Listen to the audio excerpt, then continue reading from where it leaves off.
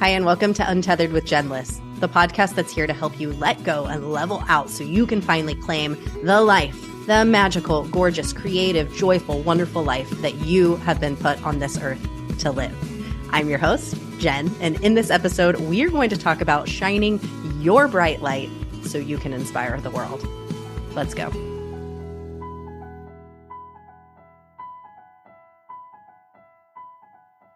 How are you? In today's podcast episode, we are going to talk about a topic mega close to my heart with Kristin Svets. Kristin is a life design coach, and she teaches people to live intentionally through calm and chaos. And what we talk about in this episode is really allowing ourselves to shine. And this has been a huge sticking point for me in my life. I, for some reason, when I was younger, got the message that it's not okay to shine. It's not safe to shine. When you shine, you're going to hurt other people. And so I dimmed down that sparkle. I put it away. I was like, nope, not safe to use this sparkle. I need to be serious. I need to be studious. I need to be a little bit miserable. And so throughout my life, I have had this tendency when things get too joyful, when things get too fun, when things get too silly and too good, I instantly pull myself down. And it's been such a journey and so many huge realizations that this is a thing for me. And so I want to share it with more people, because if I experienced it, I know there are other people out there who are experiencing this now and might not realize that that's the reason that things don't feel good in your life, that you're pulling yourself back down, that when things start to get too shiny, too lovely, too wonderful, too good, you're like, nope, that's not safe. I got to pull it back down. Let's get rid of that sparkle. I got to dampen that out. I got to grab the sprayer like the annoying neighbor who's annoyed with all of the fun that's happening and just get rid of it. It's not cool. But what really isn't cool is stamping out that sparkle. Not freaking cool. It's got to stop. It has to stop, because the more that we dim our lights, we are dimming the light of the world. We are pulling it down when really we need to be pulling each other up, lifting each other up, pushing up the beauty in the world, the vibration of the world. And we have full control over that as long as we let our magic shine, let our creativity shine, let it freaking flow. Let it flow. Let it flow. I apologize for that little bit of singing, but you're going to love this conversation. We are going to talk about why we're designed to shine, why we should shine, and how we can give ourselves permission to turn on that light. And we're going to talk about so many amazing things. And Kristin is a coach, a breathwork facilitator. She does meditation. She teaches tapping. She has so many tools in her toolbox to support you. And she gives some really practical things that you can do that can really help you to ground back in to your body and see things in a different way, shift your perspective, look at things slightly differently so that you can allow yourself to shine. So without further ado, I'm so dang excited to welcome to the podcast the beautiful Kristin Svets. Hi, Kristin. Hello, Jen. So lovely to have you on the podcast. And I know that listeners can't necessarily see it, but your shirt matches my hair. We are very compatible, not just visually today, but in a lot of different ways. Yes, I'm so excited to be here on your podcast because I totally agree. I think we have a very similar vibe and similar message, and it's so nice to be able to chat through that and get everybody to shine their light brighter. Yes. We were talking about sprinkling fairy dust, and Kristin has an actual practice that she's working on of sprinkling fairy dust all around. Yes. It was so perfect. That actually it came up earlier today with just thinking through all the service people in our lives that we can sprinkle that magic dust and gratitude practice. And it's just a fun way to get out of your head and give you that perspective shift to stand in a more positive vibration as you move throughout your day. So it's a fun practice to do. I love it so much. And actually, it's really odd. I'm feeling like so many things about today were meant to be for us to be having this conversation, because I went and treated myself to a latte between calls. I got off a coaching call, which actually you were on, where we're in a coaching cohort together. And so I went and got off that call and I was like, you know what? I'm going to treat myself to a latte. And on my way, I saw all of these different people, and I had intentionally thought, today I am going to see little miracles. That was an intention that I had today. I'm going to see little miracles. And the miracles that I ended up seeing were making eye contact with people, having little tiny bits of conversation with people who I think I would have just otherwise kept my face in my phone, because I did have some stuff I was trying to do while walking, which, you know, we can talk about whether I should be multitasking like that or not. But I was intentionally looking around for little miracles, talked to this woman who also had a 16-year-old dog. And we had some conversation about what it's like to have incontinence with your animal. Yes. And I just had all of these little tiny moments with all these people. Not all of them were about poop, but 2 happened to be, actually. Yeah. So that's neither here nor there. But anyway, it was like these little, and when I think of it in your context, it's like I had these little opportunities to sprinkle some fairy dust by simply making eye contact with somebody and eliciting a conversation that created a smile between us, a moment between us. Yes. And connection, that true, deep connection, that's what we're all yearning for, right? So you saw their light by making eye contact with them, right? Yeah. And then you get to just, sprinkle that magic dust. Makes such a difference. Yeah. But we have to be available for it, aware of it, seeing it, open to it in order for it to happen.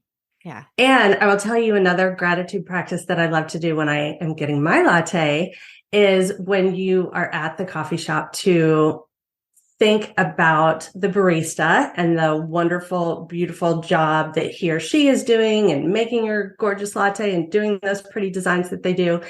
And then to also like take it deeper and think about the coffee farmer that grew the coffee beans and the truck driver that got the coffee to the coffee shop and the owner of the coffee shop who took the chance on opening that coffee shop so you could go there and have this community with this beautiful setup, and then you get this really yummy latte, right? It makes your latte so much better because so good. Sprinkled that dust on every layer of how you got your one little drink. And that to me is kind of the difference of how we can move through our days, that we're so busy and caught up that you could very easily not make eye contact with people and fully take for granted the latte that you got and rush home to do the next call. Or you can take the time to make eye contact with people, have connecting conversations, and that just increases how you can shine your own light as you walk around, right? I love that. And we are going to get to shining our light, because that's truly why you're here on the podcast to talk, because you have so much good stuff to share. But I have to say that I'm having just an instant reflection in this moment that this coffee shop, I'm like, do I want to go there? The last time I got a latte there, there wasn't like froth on top. I love a foamy latte, and for some reason, there was no foam. I was like, ooh, they didn't make it the way that I like. But then as I'm standing in the coffee shop, I was doing some of what you're saying here. I was, thinking about them. I was making some eye contact with other patrons. I spoke with the person who rang me up for a little bit after they rang me out. We were just having some conversation. This latte was freaking perfect. Like, it could not have been more perfect. It had so much foam on it. It was just like so luscious and delicious, and it was perfect. So maybe I manifested. That's amazing. You did. I think you did. That's perfect. I love it. And that's why we're talking about it, right? Because we want these real life examples for people to be able to use, right? And that happened on purpose so that we could talk about it. I totally think so. I can't ignore some of the synchronicities that have been happening in my life, what Deepak Chopra calls synchrodestiny, these little moments that are happening throughout we have to notice them. And the more you notice them, the more they start to happen. It's like it speeds up. It's wild. Okay, let's talk about shining. Let's talk about Yes. shining, because this is something you love to talk about. You have a podcast about it. You're writing a book about it. I'm certain that in your coaching, you talk a lot to people, women. Do you primarily Yes. coach women or Women? all? Yes. Yes. Okay. This is something that you see, you talk about, you do all the time. Why is this a topic you care about? Why is it important for us to shine? So I really want to give everyone the permission slip that we are all seeking and waiting for to turn on that light. I really believe that that's where we feel a disconnection, is that there is this yearning. And for some people, it's a yearning of, I have a big, huge dream and I want to speak on stages like you did. And I want to build a big company. And other people that isn't what their soul is yearning for, but there's still a yearning. And that it isn't incorrect to have a smaller dream, to just want more creativity in your life, to, if you love to cook, that you want to figure out how to make the time to do that. That is shining your light. When you can step into what brings you joy, you are shining your light. And there is so much noise about it that I do think that dream bigger, which I do love dreaming bigger, but that dreaming bigger on its own brings in pressure and resistance. And when you can allow yourself and give yourself that permission slip of, I am allowed to be in joy. I am allowed to do things that light me up. And a lot of times we're so busy in our lives, checking all the boxes of all the responsibilities that we have and all the pressures that we have, that we can forget what it even is that lights us up, which is why it's so important to do some self-reflection and to get still and reconnect with your inner wisdom, because your inner wisdom knows. Your inner wisdom does know what lights you up. Your inner wisdom does know what you could add to elevate your life. And it just takes that intention of deciding to prioritize your excitement, your joy, your inner light. Yeah, I'm so curious. What led you to this point of knowing all of these things that you know about this? What was your journey that has led to realizing the importance of this? Yeah, I love that question, because it's something that I've always been drawn to, because I held myself back so much. And the holding myself back. So I have very publicly talked about that I grew up in a household that had a lot of dualities in it. It was a very religious, and there was a very loving side of my household, and there was a very chaotic and gaslighting and toxic part of my household. And balancing those two created a lot of interesting self-protection mechanisms, right? And so a lot of that is not trusting yourself, don't rock the boat, be quiet, don't be seen, because you're not going to get in trouble or gaslit if you are quiet, right? Mm-hmm. So it was a really amazing tool for me growing up. It was great. And then as I was really drawn to the personal development world, I say, so I'm almost 52. So I remember being in the Barnes and Noble stores and everything, and being so drawn to the self-help section, is what personal development was called back in the 90s when I was doing this. And I was so embarrassed to be there, because I didn't want anyone to see me there, so intrigued by all these books, because what if they saw me and they were like, what's wrong with her? Why does she want a self-help book? Why is she broken? And I actually never was broken. I didn't ever hit rock bottom.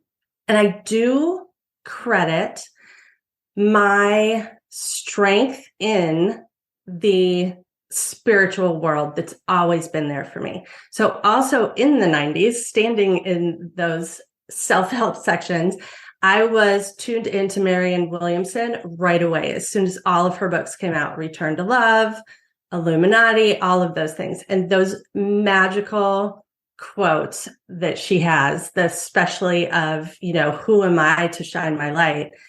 And the response of, who are you not to? You are a child of God. That still gives me chills to this day. And I was so reserved in my 20s because I didn't want to rock the boat, that was a really interesting push and pull that I was working through. So fast forward to now, and I have 2 teenage boys, and I did choose to stay home and raise them. But the whole time I always wanted something for myself. There was this yearning inside of me that I was like, okay, I'm shining my light at this stage of being a damn good stay-at-home mom, right? That is what I chose to do. And also life circumstances. We moved across the country. So even though I was going to go back to work, then I didn't. And so fine, it worked out. And I did shine my light, tried like the various things of how can I shine my light in this stage? Because I think that's a really important thing to be aware of, is that our purpose, this big question of what is our purpose in life, it really changes as we change. We change and grow, right? We change so much from when you're a kid to a teenager to a young adult. You continue to change, not just every decade, every year, every month. We're all on a growth journey. And so our purpose changes with where we are in our journey. We learn different lessons. Our purpose is going to be different. So now being a mom of a college age kid, and then next year I'll be an empty nester. That's an interesting next stage to see. There's a lot of people that have that yearning of like, now what? What is my purpose now? And yes, it is so important to follow those yearnings. And it's important to have this self-compassion that your purpose changes. And that's the journey.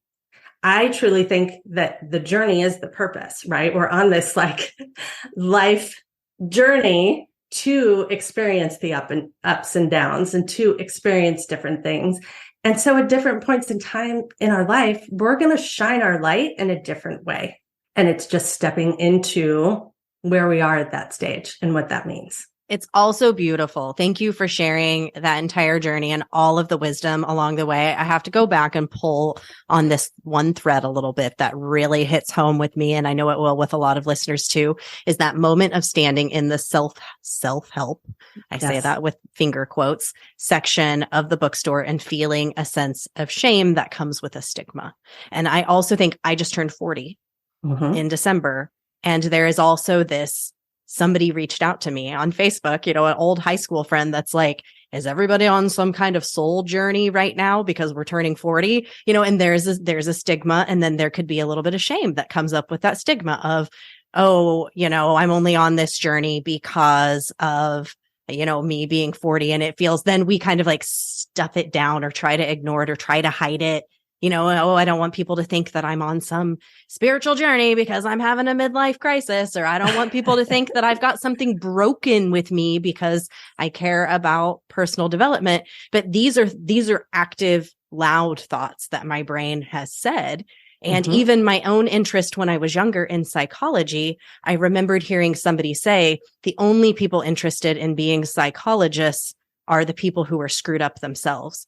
And that made me feel like, oh, I don't want to appear as some broken person. I'm going to pursue something else. So some of these things can come up for us. So I'm just curious to hear your thoughts about that. And also thank you so much for sharing that little nugget, because I think it's so important for us to talk about this. Yes, it's true. I actually think that when people are making those comments of like, ooh, why are you on that spiritual journey? It's because we're setting off something in them, because they're seeing that as we go on this journey, that we are shining brighter.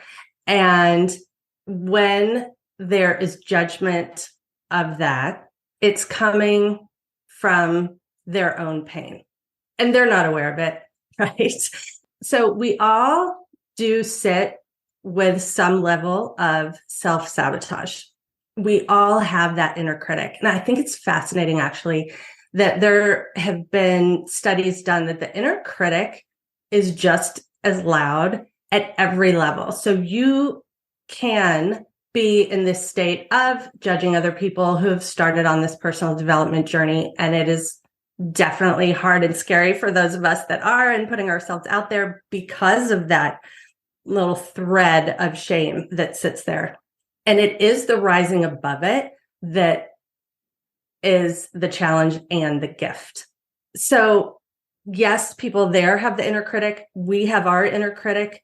People who are billionaires still have an inner critic. It actually is just as loud. It's just that the people so whether you're a billionaire monetary wise, or you're Dalai Lama or Deepak Chopra or whoever, and you are a billionaire from a spiritual perspective, they've just learned how to really use their inner sage and their inner coach to realize that the inner critic is just a piece of the self-sabotage. So that is what I would say when you feel that. It took me a long time to actually understand it. And I read a lot of those books in the self-help section to get there. Because it is, I mean, of course, we all want to be loved. We all want to be connected, and to subject ourselves to a scenario where people might judge us and that we feel shame around potentially being broken is real. And I think a really powerful practice is to just allow it and to just be like, yeah, I'm allowed to feel that way because I don't want to be broken and I don't want people to not like me, but I still want to show myself what's possible. I still want to lean into that calling of my soul. And maybe for some of those people, it's going to encourage them and inspire them to do the same. So that actually, for me, pulls back in the duality piece of my life. I think it's really important to allow space for both. Like, you're allowed to be scared and feel vulnerable and know that your inner critic is talking and trying to keep you safe. And that awareness lets you have the power to be like, okay, I see you. And that's fine that you're there. And we're going to do some breath work and meditation or tapping to kind of release that a bit. It doesn't have to go away. It's never going away. The billionaires, both money and spiritually, have the same inner critic. They know that it's there, and they use the tools and practices that they've explored and figured out for them to allow that duality to be there and then still step into their power. Yeah, that allows for cognitive flexibility, right? When you realize, both of these things can exist at the same time and I can choose differently in this moment. Yes, yeah. It's that perspective shift. That is how to get out of self-sabotage. So I actually think self-sabotage is really interesting in that we typically, of course, when you first think of it, you think of it from a big rock bottom perspective of someone who struggles with addiction issues and whatever else. I did not ever hit rock bottom, but I can see in trying to step into this stage of my life of how I've been holding myself back. Like, it has been a journey that I have had to overcome my own self-sabotage. So self-sabotage can just look like procrastination. It can look like self-doubt. And that is where the inner critic comes back in. I think a lot of people have that voice that shames them of like, oh yeah, you never follow through. You never stick to that workout. You never, of course you said you were going to do that and then you didn't. There's a voice that is that inner critic that sometimes doesn't even sound super judgmental, but it fights for your excuses. And for us to fulfill that yearning in our soul, we have to fight for our dreams. no matter what that dream is, right? Going back, it doesn't have to be huge. It's the yearning of our soul is there. And instead of fighting for the excuses, we fight for our dreams. I freaking love that so much. I love it so much. Just underline, highlight, little stars beside it, put a box around it. Yes, right? Then, I mean, that is how we get to shine. And you can feel it in the radiance of a person, right? When you are around someone that has aligned how they live day to day, how they intentionally decide all these different areas of their life are going to look, and they take just the baby steps, the 1% shifts into creating this life to be what they want it to be. You know that about that person when they walk into the room, in the same way that someone who's very stuck in self-sabotage or judgment or whatever some of those negative emotions are, you know that when they walk in the room too. And so giving ourselves this gift of just deciding to take little 1% shifts to start listening to what that yearning of the soul is, that's what lights us up. That's what's going to help us to step into our own personal radiance and shine. Love that 1% shift. You know, somebody once explained it like a ship that is set course somewhere. If it just puts 1 or 2 degrees off, it's going to end up in a whole different place. We don't have to do these huge radical things all at once. It can be just this tiny little thing that's going to take you on a journey to a whole new place. You actually said something about when somebody walks in a room, and I had this visual just from an untethered standpoint of somebody who walks in the room who has all that resistance versus somebody who walks in the room who is shining and magical. It's like the resistance, you can just feel like all of the tethers and the stuff on them. You can just feel this. And I definitely have been that person. And we all continuously have little things that are pulling at us that it's like, oh, I didn't know that spider web was attached to me until I felt it tickle my arm, right? Like, yes, exactly. But from a personal example, I'm hosting a workshop this week and a friend popped into it and she was like, holy baloney. She didn't say holy baloney. That's something I would say. She's like, oh my God, like I can see this immense shine coming off of you and this light. And it's like a whole different human being than a couple of years ago.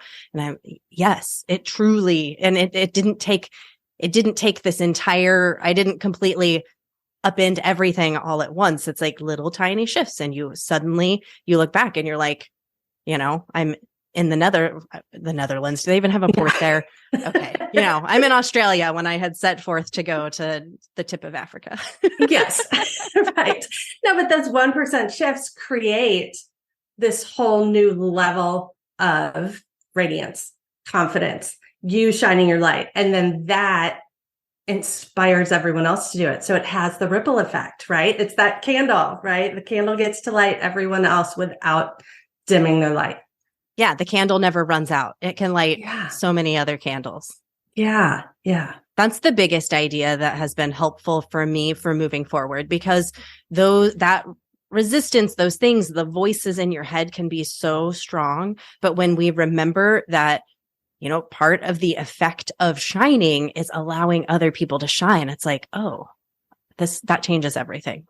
It changed everything for me. Yes, I totally agree. And it continues to be the journey to walk through, right? Because that inner critic doesn't go away, because self-sabotage, it isn't something that you can actually overcome. It's how our brain is wired to help protect us. So it's always going to be there. It's that we get to figure out how to allow it to be there and still shine our light and still step into our power. And that's just this like beautiful, endless journey. The journey is our purpose. You said that at the beginning, and I love that. Yeah. Yeah. Yeah. It really is. Allow it to be. Allow it to be. Okay. I'm curious for you. And we've hit on a few things. We've hit on judgment. We've hit on self-sabotage. Judgment, what other people might think, that's the loudest voice personally in my head. It is my biggest tether. It's like a freaking rope tied around me and I'm constantly hacking at it. When really I just need to drop it. I don't need to hack at it. It's in my hand. I don't need to cut at it. I could just drop it.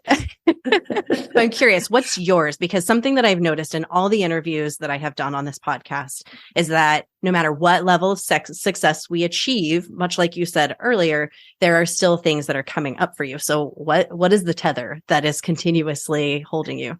Yes. You know what? This was a realization that I had in one of my very first life coaching sessions that I was ever being coached in. And this just came up in a session that I had last week. And so this is a few years apart. So to your point, what gets in our way always gets in our way, and we get to choose to continue to move through it. So for me, it is this fear of bothering people. And that actually comes from wanting to be such the peacekeeper, which I have a whole other tangent that I could go down of. Are you a 9? Yes. Yeah, me too. You are. Of course you are. Of course. So the peacekeeper role, I actually have so much pride in now. But again, back in my 20s, I was I don't think I took the Enneagram test back in my 20s, but just knowing that that's where I was, it felt like a doormat thing to me. I've done that Clifton Gallup's Strengths Finder because my sister works in corporate HR. And so I was one of her first things when she was being certified in that. And my greatest strength is harmony. And I was not happy about that. I had so much shame in that. I'm like, harmony? Like what? No, that sounds like a doormat. Like I don't want to be the mediator, keeping the peace. Right. What I've actually realized as I've embraced this from a more spiritual perspective, that this is a mind, body, soul journey that we're on, and that all three of them really are so important, is that becoming the peacekeeper of your soul is actually the most important role that any of us have. We need to step and listen to our inner wisdom and really understand what it is that our soul wants, because that's the disconnect.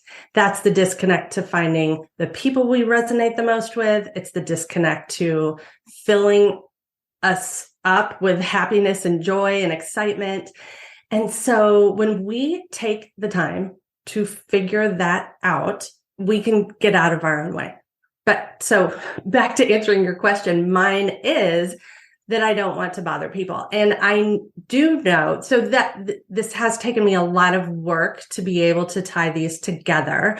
So for your listeners that maybe are just starting out on this journey, I actually feel like a light bulb moment for me was listening to a coaching podcast where the coach asked the guest if she had had a lot of discord in her home as a child. And she was like, well, that's why you don't trust yourself. That's why you have problems making decisions. That's why you don't want to rock the boat, because you didn't know if something that you did was going to cause chaos. And so it's really hard to trust yourself in that position. So what continually comes up for me is that I don't want to bother people. And what just came up last week, I love that you're asking me this question. What just came up last week was that that's still there because my body, my subconscious, still doesn't totally feel like it's safe, because if I bother them and I upset them and then there's chaos, and how do I trust myself in that? So that is where I'm so grateful that I have done this work, that I use tapping, I use breath work, I use meditation to create the safety in my body, to thank my inner child for protecting me that way when I was younger, and it was necessary, and it was so smart. It was great. And now I'm almost 52. I don't need that. It doesn't serve me anymore, and I'm safe. And really doing that breath work and dropping into your body, doing tapping and actually feeling your body and hitting those acupressure points really allows you to release that and remind yourself that you're safe. And that's how I step up and get out of my own way and give myself permission slip. I like it. A permission ship. A permission slip is a permission ship. Ship. Yes, exactly. Going on that 1% ship journey. Yeah. So giving myself that permission slip to choose a different way, to choose to show up and shine. Right. So beautiful. Thank you for sharing that so openly. And I think that was very courageous and vulnerable of you to share as much of it as you did. So genuinely, thank you, because that was so relatable, and definitely for little pieces of that, I feel like everybody can see themselves in what you just shared. And I have to share something, a reflection that I had while you were speaking. Before we started this podcast interview, we were talking about purple, because my hair matches your shirt. And I was like, oh, are you a purple person? And we started talking about that. And you're like, well, I'm more of a navy person. Here's what's interesting is that navy is the harmony of blue and black, and purple is the harmony of red and blue. Right. So it's like you're drawn to these harmonious colors, perhaps, because that is just like and you look, by the way, you look beautiful in purple. And I bet you look look beautiful in navy. So just something that came to mind as you were speaking. That's so nice. That's so fun. I love color psychology too. I could go down the rabbit holes of deep diving so many of these topics. I love that. And I didn't know that. Thank you for sharing that. Yeah. I mean, it's just like the combination, I suppose. I'm also not really versed in this. It was just a thought that came to mind as you were speaking about it, that I was like, oh, that's so interesting. Are you a middle child also? Or I'm second of 4. Okay. I'm third of 5. So yeah. Yes. Ooh, I knew like from the moment that we started to connect more, I was like, oh, we have so much in common. Okay. In our final minutes, I would love to hear. So you do coaching, meditation, breath work, tapping. How does somebody know, like, what modality should I be working with? Like, what is their next step? If they're like, okay, a lot of this is hitting with me. I do feel like this call to shine, or I feel called somehow by this podcast episode, what you've been sharing, what is a step that they can take? Yes. So I do think that meditation and breath work are the easiest ones, because they're right there at your fingertips and they're free, right? You can sit down and you can be silent, and just doing the typical, there is the box breath in yoga, and that is inhaling for 4 or 5, however, like low and slow that you want to inhale, and then you hold for the same count, you exhale for the same count, and you hold at the bottom. So you're making a box with your breath. It's also called equal ratio breathing. And if you sat and just start with 3 deep cleansing breaths, do 5 rounds of a box breath, that will allow you to then sit in silence for a few seconds. When it's new and it's uncomfortable, it is difficult. And give yourself permission to know that in meditation, it isn't that your thoughts are going to stop racing. They're always going to be there. And the more you learn to focus on your breath and feel your seat beneath you and the earth supporting you, feel your spine and feel your breath moving up and down your spine. And so you just create these visuals with your breath to give your brain something to do. And that is relaxing your nervous system. It allows you to really just create a moment of peace. And that is the easiest, simplest step. You can do it at your desk. You can do it while you're driving. It's truly so easy to do that one and to just create a feeling of being centered. And if you're feeling really stressed or you're not able to sleep and it's more of an anxiety release that you're looking for, all that you want to do with that, as opposed to a box breath, is to lengthen your exhales. So you can inhale for 4 and just hold for a second or 2, and then exhale for 8 if that's available to you. There's another one, Dr. Andrew Weil has been in the naturopathic world for a long time, and he has one that I think he calls it the 5-7-8. So it's the same idea that it's a shorter inhale. He might have a long hold, but it's the long exhale that really releases anxiety and really allows your nervous system to slow down. So that also, he says he uses it. He has a fear of flying, and he's like a world-renowned guy and has had to fly all over the place. So he uses it when he's nervous on a plane. So it's really powerful. I think the breath is such an amazing tool because it is the only part of our nervous system that is both involuntary. We breathe on our own when we're not thinking about it, but it's also voluntary, right? Like we can't tell our brain to make our body work. We can't tell our heart to beat a different way. We can manipulate our breath to relax ourselves, to reduce stress, to become centered in this moment. So it helps with presence. And when you create that quiet space, just like when you're in the shower and great ideas come to you, great ideas will come. They don't have to come every practice. It's another thing that I really like people to know about meditation and breath work is that it is not actually about the practice themselves. It does not have to be this mind-blowing, amazing, like, I was so great at it, or I loved meditation, or I loved that breathwork practice. When you go and work out, most of us don't love working out, especially when it's new. It's hard. It doesn't feel good. And that's true with meditation and breathwork as well. You're doing it for your own emotional resilience.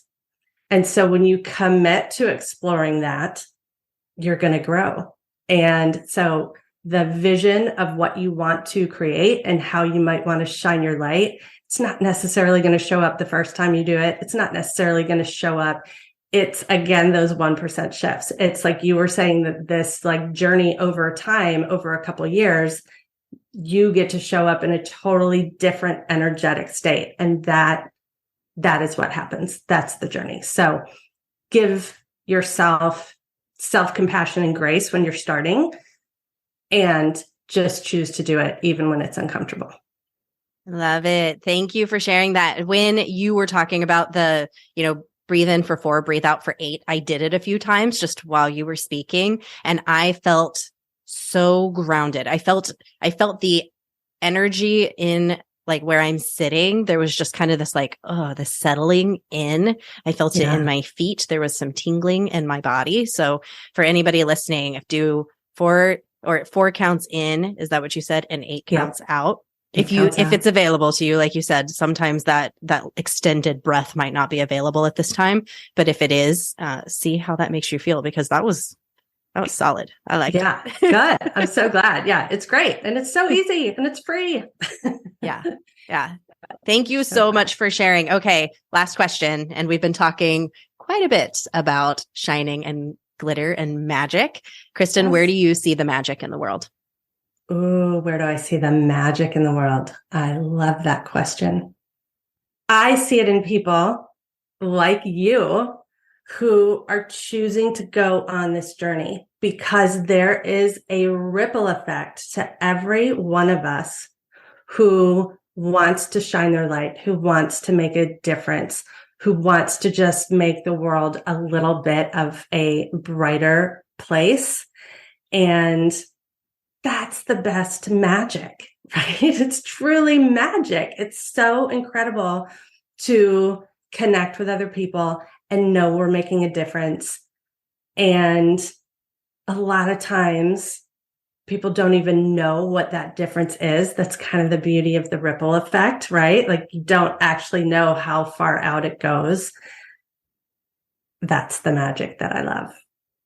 True magic. That is actual real world occurring before us magic. And it goes back to that Marianne Williamson quote that you mentioned earlier. Who are you not to shine?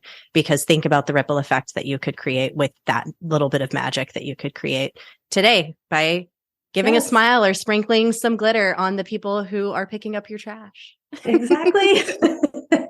Exactly.